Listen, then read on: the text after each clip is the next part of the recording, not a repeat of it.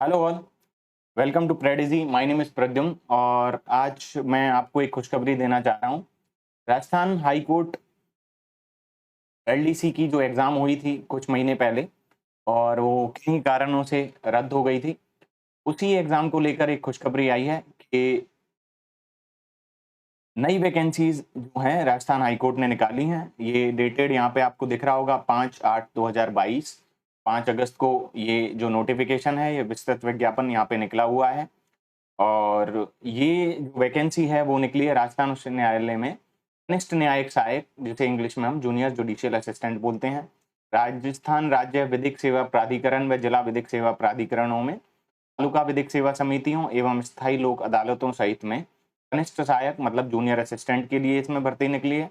राजस्थान राज्य न्यायिक अकादमी व राजस्थान के जिला न्यायालयों में लिपिक ग्रेड द्वितीय मतलब क्लर्क ग्रेड सेकंड की जो भर्ती हैं वो निकली हैं। रिक्त पदों पर सीधी भर्ती हेतु संयुक्त प्रतियोगी परीक्षा ये 2022 में वापस निकली है। मेन बात इंपॉर्टेंट ये इसमें है दोस्तों कि इसमें जो है वो पदों की संख्या बढ़ा दी गई है। सबसे बड़ी खुशखबरी की बात ये है कि एग्जाम तो रद्द हो गई थी, लेकिन अभी जो नए जो वैकेंसीज निकली हैं उनका कुल नंबर है 2756 वैकेंसीज यहाँ पे निकल चुकी हैं। तो ये बहुत अच्छी बात है, वैकेंसीज बढ़ी हैं तो थोड़ा सा लेवल ठीक रहने वाला है और ज़्यादा से ज़्यादा लोगों को यहाँ पे एक्सेस मिलने वाली है। आगे हम इसमें पढ़ के देख लेते हैं। यहाँ पे कुछ भी आपको पढ़ने जैसा स्क्रीन पे ऐसा कुछ है नहीं। बाकी इसमें आपको सिर्फ इतना बताया है कि दो 2 साल का तुम्हारा जो प्रोबेशन पीरियड होता है आप सबका, उसमें 14,600 जो है वो पेमेंट आपको मिलेगा। उसके बाद लेवल 5 के हिसाब से 2 साल का जो प्रोबेशन पीरियड खत्म हो जाता है, उसके बाद 20,800 से 65,900 का इसमें आपको जो है तनख्वाह मिलेगी। अब इसमें आपको जहाँ से फॉर्म भरने हैं वो वेबसाइट यहाँ पे दी हुई है, ठीक है? www.hcraj.nic.in यहाँ पे से आपको इस फॉर्म भरना है और ये फॉर्म भरने के लिए आएंगे आपको 22 अगस्त से चालू होगा फॉर्म भरना, ओके? और ये 20 सितंबर तक इस फॉर्म को आप भर सकते हैं। इसके अलावा आगे हम देख लेते हैं इसमें क्या-क्या है। नंबर ऑफ वैकेंसीज की बात कर लेते हैं। मैंने टोटल वैकेंसीज तो आपको बता दी थी कि 2,756 वैकेंसीज टोटल इसमें रहेंगी। और इनमें से वैकेंसीज इस तरीके से रहेंगी। राजस्थान उच्च न्यायालय में कनिष्ठ न्यायिक सहायक की भर्ती इसमें रहेगी। उसके बाद इसमें रहेगी राजस्थान राज्य न्यायिक अकादमी हेतु लिपिक ग्रेड द्वितीय की भर्ती इसमें रहेगी। थर्ड जो है वो है राजस्थान राज्य विधिक सेवा प्राधिकरण हेतु कनिष्ठ सहायक की इसमें भर्ती रहेगी। उसके बाद है जिला न्यायालयों में लिपिक ग्रेड द्वितीय की इसमें भर्ती रहेगी। और ये टीएसपी और नॉन टीएसपी एरिया में जो भर्तियां रहती हैं वो रहती हैं इसमें जिला न्यायालयों में। उसके बाद है हमारा जिला विधिक सेवा प्राधिकरणों में, जैसे कि तालुका विधिक सेवा समितियां या स्थायी लोक अदालत सहित इनमें टीएसपी और नॉन टीएसपी एरिया की जो भर्तियां हैं वो अलग अलग निकली हुई हैं। तो उस तरीके से ये भरी जाएंगे। जैसा कि मैंने आपको पहले भी बताया, ये जो नोटिफिकेशन है ये 5 अगस्त का निकला हुआ है और न्यूज़पेपर्स में ये 6 अगस्त को आ गया है और आज मैं आपको इसके बारे में पूरा आपको डिटेल बताने जा रहा हूँ। ये जो डिटेल्स हैं वो ज़्यादा इम्पोर्टेंट नहीं हैं और हम आगे बढ़ते हुए देखते हैं कि और कौन सी चीज़ है इम्पोर्टेंट जो इस नोटिफिकेशन में से हम देख सकते हैं, उसके बारे में हम बात करेंगे। ओके, अच्छा। अब हम एजुकेशनल क्वालिफिकेशंस के बारे में बात कर लेते हैं। एजुकेशनल क्वालिफिकेशंस में न्यूनतम शैक्षणिक योग्यता जो इसकी रहेगी वो रहेगी, ए candidate for direct recruitment must be A graduate, मतलब आपने बीए, बीकॉम, बीएससी, बीटेक या जो भी बीएससी भी आपने कर रखी होगी तो आप इसमें एलिजिबल हैं। कोई भी स्ट्रीम से आपने ग्रेजुएशन अगर कर रखी है तो आप इसके लिए एलिजिबल रहेंगे, उसमें कोई दिक्कत वाली बात नहीं है। of any university established by law in India or equivalent examination from any university recognized by the government for the purpose and must have a basic knowledge और कंप्यूटर, और कंप्यूटर में आपको बेसिक नॉलेज होनी चाहिए। ये इसमें रहेगा। Physical fitness को लेकर इसमें कोई आपको देखने की ज़रूरत नहीं है स्पेशली कुछ भी। नेशनलिटी के के लिए भी आपको कुछ देखने की जरूरत नहीं पड़ेगी। अच्छा, एज की हम बात कर सकते हैं यहाँ पे। एज जो है, एज का हम जो रहेगा वो रहेगा आप 18 साल से और 40 साल के बीच में होने चाहिए, ठीक है। और अब ये कैसे काम करता है वो मैं आपको बता देता हूँ। A candidate for direct recruitment to the service must have attend the age of 18 years, उसने 18 साल की उम्र पाली हो, and must not have attend the age of 40 years, और 40 साल का नहीं हुआ हो। अब कब नहीं हुआ हो उसके बारे में बात करते हैं। On the first day of January next following 1 जनवरी 2023, मतलब 1 जनवरी 2030 को क्या, उसके अगले दिन को आप 18 साल से कम नहीं होने चाहिए और 40 साल के होने नहीं चाहिए। 40 साल से कम आपकी एज होनी चाहिए, 40 साल टोटल कंप्लीट आपने नहीं किया हो। Okay, the last date fix for the receipt of the application provided that, बाकी ये सब ठीक है। अपर एज लिमिट कैस में दे रखा है, 5 ईयर का आपको कंसेशन मिल जाएगा, वो मिलेगा एसटी और एससी के लिए, ओबीसी के लिए, ठीक है। और मोर बैकवर्ड जो क्लासेज हैं और ईडब्ल्यूएस के लिए भी इसमें मिलेगा, और वीमेन कैंडिडेट्स के लिए भी इसमें मिलता है।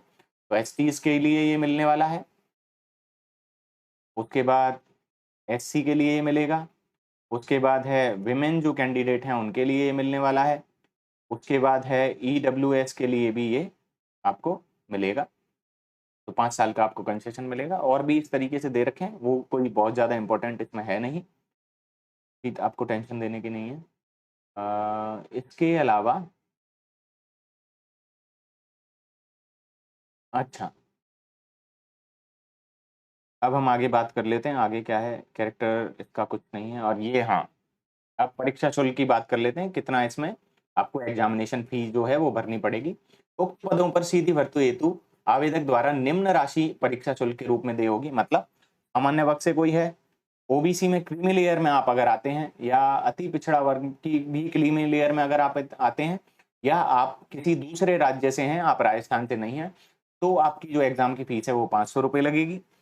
अब राजस्थान राज्य के अन्य पिछड़ा वर्ग के नॉन क्रीमी लेयर जो रहेंगे, अति पिछड़ा वर्ग के नॉन क्रीमी लेयर के जो रहेंगे, और आर्थिक रूप से कमजोर वर्ग के जो आवेदक रहेंगे, मतलब ईडब्ल्यूएस के जो रहेंगे, ये एक अच्छा इसमें आया है कि ईडब्ल्यूएस वालों को भी इसमें कंसेशन मिला है, तो आपको 450 रुपये की फीस भरनी होगी। और इसके अलावा राजस्थान राज्य के अनुसूचित जाति, अनुसूचित जनजाति के आवेदक या जो दिव्यांगजन रहेंगे उनको 350 की इसमें फीस भरनी होगी, ठीक है। फिजिकली हैंडीकैप जो हैं उनके लिए, और एसटी और एससी के लोगों के लिए इसमें जो है कंसेशन आपको दिया गया है, ठीक है। इसके अलावा और कोई ऐसी नहीं है क्वालिफिकेशन, इसमें हमें कुछ पढ़ने की आवश्यकता नहीं है। अच्छा, परीक्षा की स्कीम और पाठ्यक्रम के बारे में हम देख लेते हैं। Theme and syllabus of examination, the competitive examination shall be had to test the ability of the candidate in the following subjects, and each subject will carry the number of marks shown as under। अब section A में हम देख लेते हैं। सबसे पहले आपका लगेगा रिटन टेस्ट। अब रिटन टेस्ट में क्या होना है, written test shall consist of 1 paper of 300 marks, 300 number का आपका पेपर होने वाला है। उसमें हम देखते हैं क्या है, 300 नंबर का पेपर होगा, जिसमें सबसे पहला एक ही पेपर है जो पार्ट्स में डिवाइडेड रहेगा। तो पहला जो है वो हिंदी का लगेगा, हिंदी में आपको 100 मार्क्स के क्वेश्चंस दिए जाएंगे। पार्ट बी है वो इंग्लिश का रहेगा, उसके भी आपको 100 मार्क्स के क्वेश्चन दिए जाएंगे। जनरल नॉलेज का जीके के आपको क्वेश्चन दिए जाएंगे, वो भी 100 मार्क्स के रहेंगे। और पिछली बार जो एग्जाम लगी थी दोस्तों, उसमें रहा ये था कि 50 क्वेश्चन थे, 100 मार्क्स के थे, मतलब ये 50 क्वेश्चन हैं और 100 मार्क्स के रहेंगे। ऐसे ही 50 क्वेश्चन 100 मार्क्स के इसमें भी रहने वाले हैं, 50 क्वेश्चन और 100 मार्क्स के इसमें भी रहने वाले हैं। मतलब कुल जो प्रश्न है उनकी संख्या आपको रहने वाली है 150, और उनके जो नंबर कंप्लीट होंगे वो 300 के रहेंगे। मतलब मल्टीप्लाई 2 किया जाए, हर सवाल आपका 2 नंबर का होगा। एससी एसटी और पीएचडी फिजिकली हैंडीकैप जो कैंडिडेट्स हैं उनको मिनिमम मार्क्स 120 इसमें से लाने होंगे। क्या मिनिमम मार्क्स यहाँ पे बोला है, मिनिमम क्वेश्चंस नहीं बोले। मतलब 300 में से आपको 120 नंबर आपको लाने होंगे, मतलब 150 में से आपको 60 सवाल कम से कम आपको सही करने होंगे। उस अदर कैंडिडेट जो हैं उनको 135 हैं वो नंबर आपको लाने पड़ेंगे 300 में से। ड्यूरेशन इस एग्जाम की रहेगी 2 घंटे। 2 घंटे का आपका ये एग्जाम लगेगा लगातार, जिसमें आपको हिंदी, इंग्लिश और जनरल नॉलेज के क्वेश्चंस करने होंगे। ओके। अभी मेथड क्या है रिटन एग्जामिनेशन का वो देख लेते हैं। ईच पार्ट शेल है 50 मल्टीपल चॉइस क्वेश्चन, जो मैंने आपको बता दिया। हिंदी, इंग्लिश और जीके तीनों के 50 सवाल इसमें रहेंगे। Clearing 2 marks for each question, और हर प्रत्येक सवाल के आपको 2 नंबर मिले जाएंगे। और ये जो एग्जाम है ये ऑनलाइन नहीं होगा, ये ऑफलाइन ही होने वाला है, और OMR शीट से आपको आंसर अपने फिल करने हैं। There shall be no negative marking for wrong answers in the written test. तो यहाँ पे आप अपना लक भी आजमा सकते हैं, क्योंकि नेगेटिव मार्किंग इसमें नहीं होगी, नेगेटिव मार्किंग यहाँ पे नहीं होने वाली है। तो आप गेस लगा सकते हैं क्वेश्चंस में, ठीक है। और आपको क्वेश्चन नहीं भी आ रहा है तो कोई भी आपको जो लगता है कि, मुझे लगता है कि एक जो आंसर है वो मेरे को ठीक लग रहा है, तो आप उस पर क्लिक करके आए, OMR शीट को भर के आए, तो आपको नेगेटिव मार्किंग का कोई भी सिस्टम यहाँ पे नहीं रहने वाला। इसके बाद हम बात कर लेते हैं सिलेबस की। सिलेबस क्या रहने वाला है, सिलेबस मैं आपको पढ़ के सुना देता हूँ। हिंदी का जो सिलेबस यहाँ पे रहने वाला है उसमें आएगा संधि, संधि के भेद और संधि विच्छेद। ओके। उसके बाद है समास, समास के भेद, समास का जो विग्रह करते हैं वो, और सामासिक पदों की रचना आपको दी जाएगी। थर्ड जो है वो है उपसर्ग और प्रत्यय। उपसर्ग और प्रत्यय आप देखें।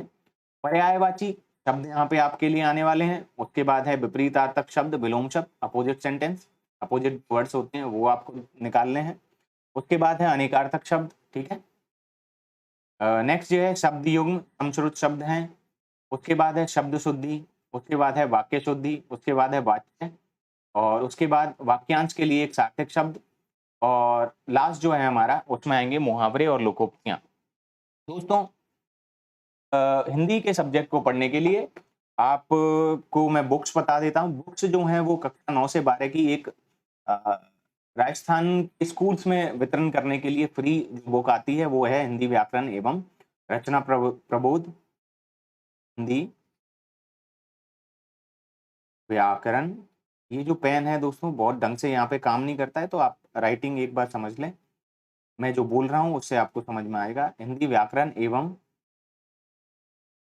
रचना प्रबोध, ऐसे करके एक बुक है। सॉरी, ये लिखने में ढंग से नहीं आ रहा है। कक्षा 9 से 12 के लिए ये बुक होती है, वो आप पढ़ सकते हैं। दूसरी हमारी जो बुक है वो है हमारी राघव प्रकाश की जो बुक होती है, राघव प्रकाश की एक बुक है, वो आप पढ़ सकते हैं। वो RAS के लिए आती है, वो आप पढ़ लें। और बाकी जो आपका वोकेब वाला सेक्शन जो इसमें रहता है वो तो आप अलग अलग जगह से पढ़ सकते हैं। जैसे वाक्यांश के लिए एक सार्थक शब्द है, मुहावरे लोकोक्तियां हैं, अनेकार्थक शब्द हैं, पर्यायवाची शब्द हैं, इन सबको आप अलग अलग जगह से पढ़ सकते हैं।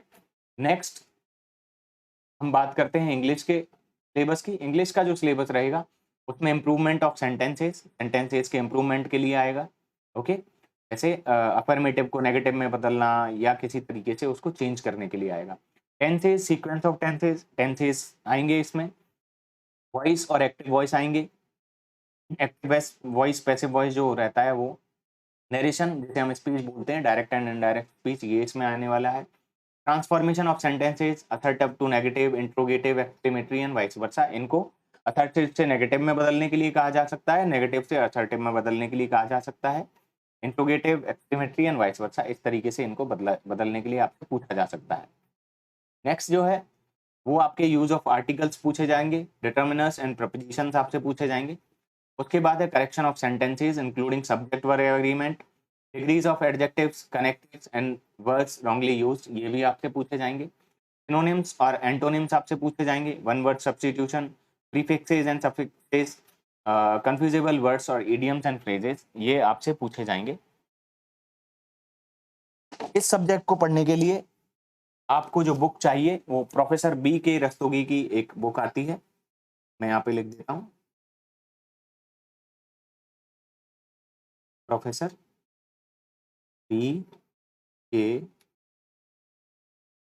रस्तोगी सर की एक बुक आती है, इंग्लिश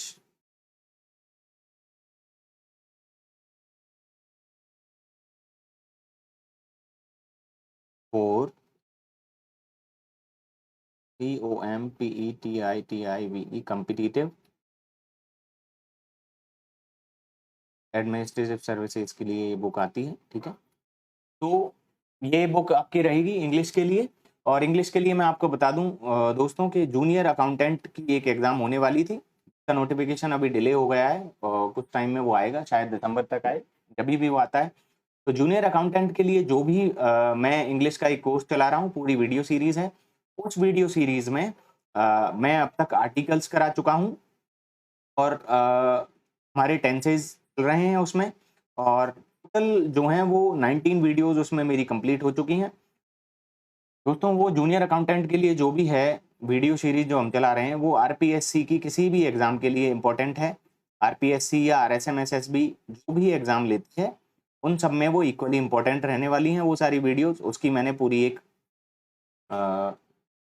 बोले तो पूरी एक उसमें सीरीज बना दी है, लिस्ट उसमें क्रिएट कर दी है, वो आपको आसानी से इस चैनल पे दिख जाएगी। प्लेलिस्ट वाले सेक्शन में आप जाएंगे तो ये मैं आपको विश्वास दिला रहा हूँ कि जो भी जूनियर अकाउंटेंट के लिए मैं वहाँ पे पढ़ा रहा हूँ उसके लिए मैं यही बुक रेफर कर रहा हूँ, प्रोफेसर बीके रस्तोगी की इंग्लिश फॉर एडमिनिस्ट्रेटिव सर्विसेज। तो इस बुक से मैं जो पढ़ा रहा हूँ वो ही आप अपने ये राजस्थान हाईकोर्ट का जो सिलेबस है उसमें आपको ये सारी चीजें वहाँ पे आपको इसमें दिख जाएगी। उसके बाद आता है जनरल नॉलेज। जनरल नॉलेज के जो क्वेश्चंस रहेंगे वो रहेंगे करंट अफेयर्स के क्वेश्चंस हैं, ज्योग्राफी और नेचुरल रिसोर्सेज के क्वेश्चंस हैं, history and culture of Rajasthan आपका रहने वाला है। सेक्शन बी, अब सेक्शन बी क्या बोलता है वो हम देख लेते हैं। जो भी लोग इसमें रिटन टेस्ट में पास होते हैं, जो भी लोग रिटन टेस्ट में पास होंगे उनके लिए टाइप राइटिंग का टेस्ट किया जाएगा, वो कंप्यूटर पे होगा।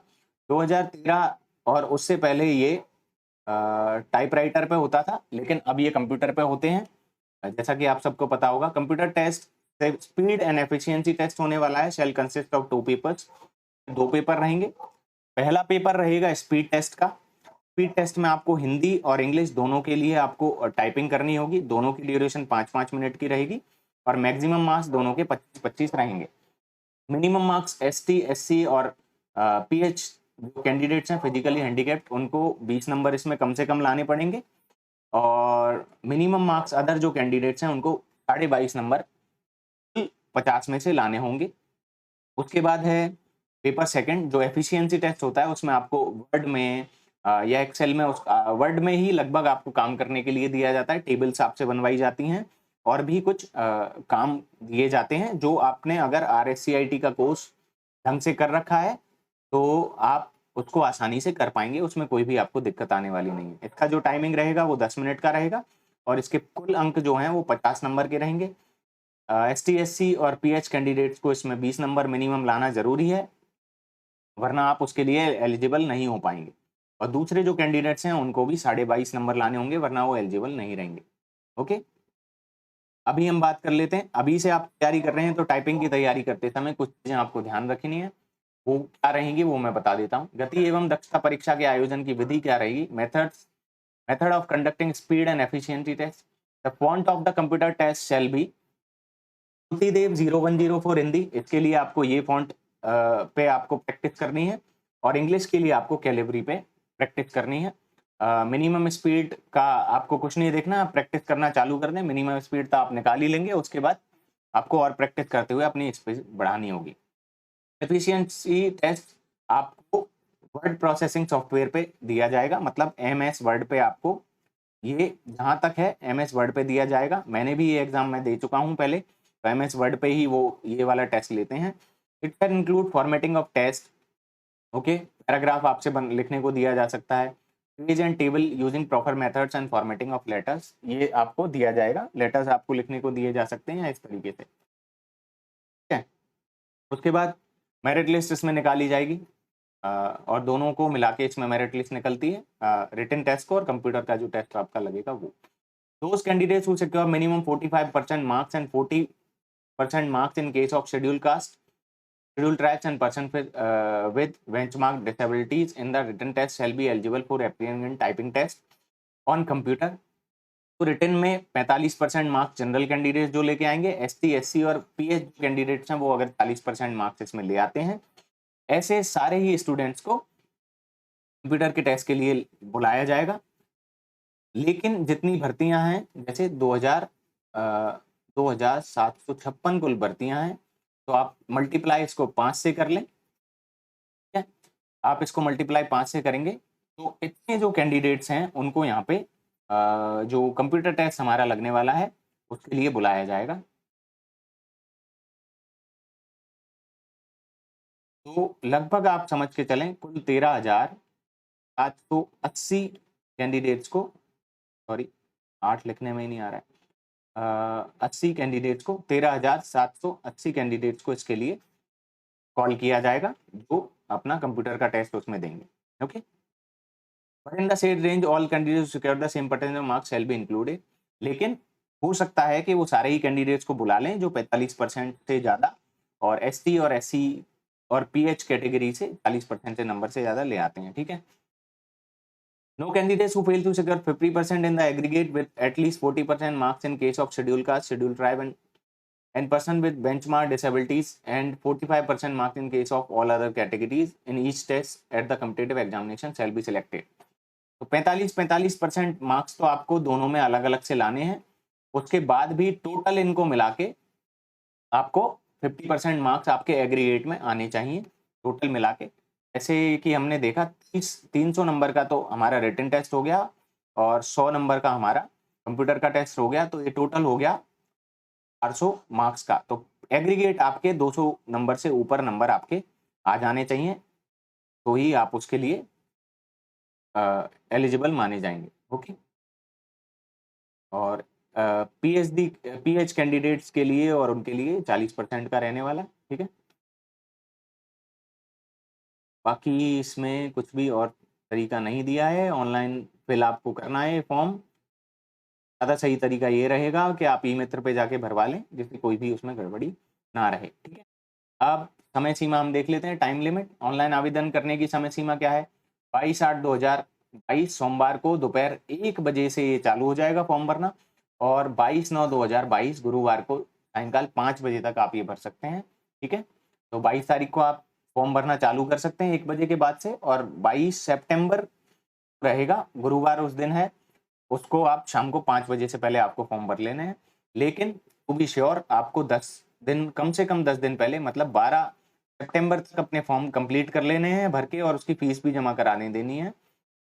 इसमें प्रॉब्लम ये रहती है कि टेक्निकल ग्लिच कई बार आ जाते हैं और वेबसाइट काम करना कई बार बंद कर देती है, और ये भी आप ऐसे ही कर सकते हैं। ठीक है, शुल्क जो जमा कराने का आप कराएगा, फॉर्म आप पहले ही भर लें, शुल्क जो जमा हम बेसिकली मोस्टली हम साथ में ही करा देते हैं, लेकिन जो लोग बाद में शुल्क जमा कराते हैं उनकी जो टाइम लिमिट रहेगी वो 30 तारीख को 12 बजे तक भी अपना जो है पैसे जमा करवा सकते हैं। ठीक है, ये ऑनलाइन ही रहेगा। बाकी इसमें कुछ भी नहीं है, परीक्षा का स्थान वगैरह ये कुछ जानने की ज़रूरत नहीं है, प्रवेश पत्र इसको जानने की कोई ज़रूरत नहीं है, और महत्वपूर्ण निर्देश इसको भी जानने की कुछ ज़रूरत नहीं है। तो आगे हम देख लेते हैं, वैकेंसीज यहाँ पे डिटेल में लिखी हुई हैं। राजस्थान के उच्च न्यायालय में कनिष्ठ सहायक के रिक्त पदों की संख्या एवं आरक्षण का विवरण ये आपको में देखने को मिल रहा है। अलग अलग वैकेंसीज हैं, टोटल मैं आपको बता चुका हूँ, इस तरीके से आप यहाँ पे पढ़ सकते हैं टोटल वैकेंसीज। तो राजस्थान उच्च न्यायालय में कनिष्ठ न्यायिक सहायक के रिक्त पदों की जो संख्या है वो 330 रहेगी, और इस तरीके से वो बंटी हुई रहेगी। ठीक, ऐसे ही दूसरा आप देख लें, राजस्थान न्यायिक अकादमी में लिपिक ग्रेड सेकंड के रिक्त पदों की संख्या वो 4 रहेगी, वो इस तरीके से वो बटे हुए हैं रिजर्वेशन के हिसाब से। राजस्थान राज्य विधिक सेवा प्राधिकरण में कनिष्ठ सहायक के रिक्त पदों की संख्या एवं आरक्षण का विवरण वो 18 वैकेंसीज हैं, वो भी इस तरीके से यहाँ पे बटी हुई हैं। इसके बाद हमारे आगे गैर अनुशासित अनुसूचित क्षेत्र जो होता है, जिला न्यायालयों में लिपिक ग्रेड सेकंड के रिक्त पदों की संख्या एवं आरक्षण का विवरण इस तरीके से दिखा हुआ है। आप यहाँ पे देख सकते हैं, अजमेर में 101, भीलवाड़ा में 67, तो इस तरीके से सारी जो भी हमारे जिले हैं उनकी वैकेंसीज लिखी हुई हैं, और टोटल वैकेंसीज यहाँ पे हो जाती हैं 1985 वैकेंसी। तो इस तरीके से ये रहेगा। इसके अलावा यहाँ पे आप देख सकते हैं अनुसूचित क्षेत्र की देख सकते हैं, इसकी वैकेंसी जो है वो 9 है यहाँ पे, और उसके बाद बाकी जो हैं वो 343 और भी भर्तियां हैं अलग जगह पे। तो ये कुल मिला के भर्ती आगे बढ़ जाती हैं, और 2756 ये कुल भर्तियां हो जाती हैं। तो हम यहाँ पे देख चुके हैं जो भी हमारा सिस्टम रहता है। राजस्थान उच्च न्यायालय जोधपुर की हम बात कर रहे थे, 5/8/2022 को इसकी वैकेंसी निकल चुकी हैं और आपको इसमें फॉर्म भर देना चाहिए। काफ़ी अच्छा मौका है आपको फॉर्म भरने का और नौकरी पाने का। हाई कोर्ट की मैं आपको खासियत ये बता दूं कि अभी पिछली बार गड़बड़ हो गई थी एग्जाम में, कुछ नकल गिरोह पकड़े गए थे जिसकी वजह से इस एग्जाम को कैंसिल कर दिया गया। लेकिन खुशी की बात यह है कि अभी इसमें वैकेंसीज की जो संख्या है उसको बढ़ा के और वापस से नोटिफिकेशन निकाला गया है और पूरी तरीके से कोशिश की जाएगी कि इस बार ऐसी कोई भी गड़बड़ ना हो। अच्छी बात यह है कि राजस्थान हाई कोर्ट में जब ये एलडीसी वाली भर्ती निकलती है, मैक्सिमम 3 मंथ के अंदर अंदर आपकी पूरी प्रोसेस कंप्लीट हो जाती है और आपको ज्वाइनिंग मिल जाती है। तो जल्दी से जल्दी नौकरी लगने का ये बहुत सही तरीका है कि आप इसकी तैयारी करें और अच्छे से तैयारी करें। इंग्लिश इसमें बहुत बड़ी लेवल की नहीं आती है, एकदम आसान सी इसमें इंग्लिश आती है, एकदम आसान सी इसमें हिंदी भी आती है और आसान ही इसमें जीके आती है। जीके का लेवल थोड़ा इजी टू मॉडरेट रहता है, बाकी हिंदी और इंग्लिश जो है उसमें नॉर्मल लेवल की आती है। जो लोग सिलेक्शन लेते हैं इसमें दोस्तों, उनकी इंग्लिश जो है वो और लोगों से बेटर होती है, क्योंकि हिंदी में लगभग सारे लोग बराबर रहते हैं, राइट। इंग्लिश ही एक ऐसा सब्जेक्ट है जो आपको इसमें और लोगों से आगे बढ़ाता है, क्योंकि जीके जो है वो भी लगभग लगभग सभी लोगों की बराबर रहती है। तो इंग्लिश के लिए मैं आपको बता रहा हूँ दोस्तों कि जूनियर अकाउंटेंट के कोर्स के लिए मैंने एक वीडियो सीरीज चालू की है जिसमें मैं पूरी इंग्लिश पढ़ा रहा हूँ। English for administrative services by professor BK Rastogi की ये जो बुक है उससे मैं आपको पढ़ा रहा हूँ और सारी डिटेल में मैं सारी चीज़ें पढ़ा रहा हूँ वहाँ पे। तो आप उन वीडियोस का लाभ उठा सकते हैं और वहाँ पे आप उनको पढ़ें तो आपके लिए बेटर रहेगा। मैं पूरा कोर्स उसमें कंप्लीट करवाने वाला हूँ आने वाले समय में और ये मैंने तय किया हुआ है कि आपकी एग्ज़ाम से पहले मैं कंप्लीट उसको कोर्स को करवाने की पूरी कोशिश करने वाला हूँ। जूनियर अकाउंटेंट की तैयारी के साथ-साथ बीच में ये वैकेंसी आ गई है, तो आसानी से आप इसकी तैयारी कर सकते हैं। जूनियर अकाउंटेंट की जो वैकेंसी है, उसमें शायद समय लग जाए, तो आप पहले इसकी तैयारी करें और बेटर तरीके से इसको अ, तैयारी करके रखें, जिससे आप इसमें भी नौकरी पा सकें। और जो लोग जूनियर अकाउंटेंट की तैयारी कर रहे हैं, वो तो इस वीडियो सीरीज़ को आराम से देखते चलें और अपनी तैयारी करें। बाकी के जो आपके सब्जेक्ट हैं उसमें, उनकी भी तैयारी आप करते रहें। हाई कोर्ट की ये जो वैकेंसी है इसके क्वेश्चन आंसर्स भी मैं आपको करवाने वाला हूँ आने वाले समय में।